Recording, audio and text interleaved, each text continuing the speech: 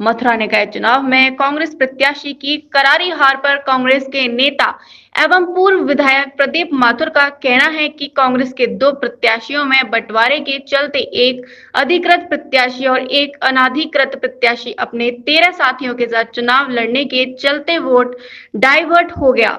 दो प्रत्याशियों के कारण मतदाताओं में भ्रम की स्थिति हो गई और उन्होंने सोचा कांग्रेस को वोट क्यों दें। वहीं कांग्रेस का टिकट वितरण में भी ठीक से नहीं हुआ, जिसके चलते कांग्रेस को हार का सामना करना पड़ा।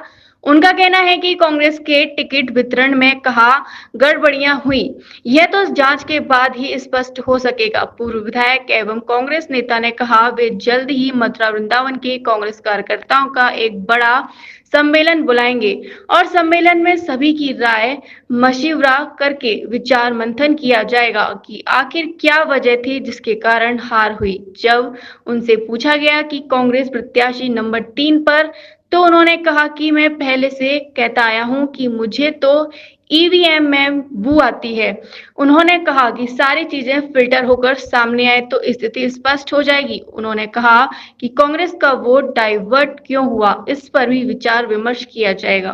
दर्दनाक हार हुई और हमारा कांग्रेस में जिस तरह से बंटवारा हुआ, एक अधिकृत प्रत्याशी और एक अनधिकृत प्रत्याशी, एक को जिसे उत्तर प्रदेश कांग्रेस कमेटी ने ऑफिशियल कैंडिडेट घोषित किया और एक तरफ जो आदतन व्यक्ति है जो 2 बार पहले भी एक कर्मकांड कर चुका है, उसने फिर करा और जिसे पार्टी ने निकाल दिया 13 साथियों के साथ, वो चुनाव में कूद पड़ा और उसकी वजह से जो वोटर था उसने कहा कि 2 प्रत्याशी चुनाव लड़ रहे हैं तो हम कांग्रेस को वोट क्यों दें। उसने अपना वोट डाइवर्ट कर दिया और इससे जहां कार्यकर्ता दिग्भ्रमित हुआ, वहाँ एक अजीब सी हालात बन गए। कांग्रेस में टिकट बंटवारे को लेकर भी मामला ठीक नहीं रहा। आखिरी दिनों में इतने सिंबल पता नहीं कैसे दाएं से बाएं हुए, जांच का विषय है, उसके लिए जांच कमेटी बिठाई जा रही है। पर बहरहाल जो भी हुआ ये ठीक नहीं हुआ और इसे पुनः विचार करने की ज़रूरत है।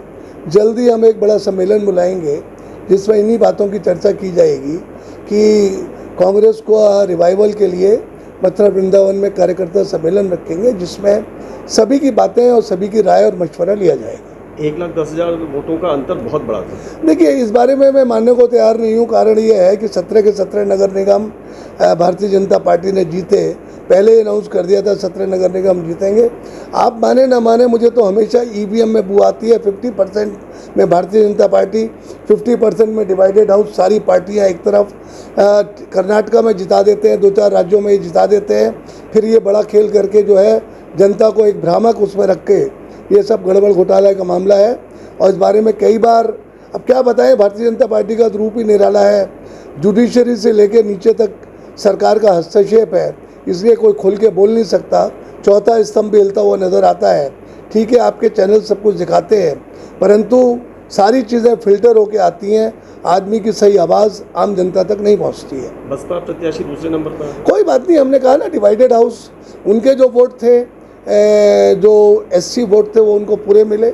मुस्लिम्स में से भी, क्योंकि मुस्लिम कैंडिडेट था, मुसलमानों के, मुस्लिम भाइयों के भी कुछ वोट उनको मिल गए, तो इसलिए हो गए।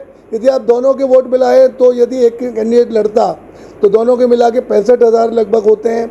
यदि एक कैंडिडेट लड़ता तो ये पहुंच जाती, 1 लाख तक पहुंच जाती, क्योंकि जनता बीजेपी को बिफिटिंग रिप्लाई देने को तैयार थी।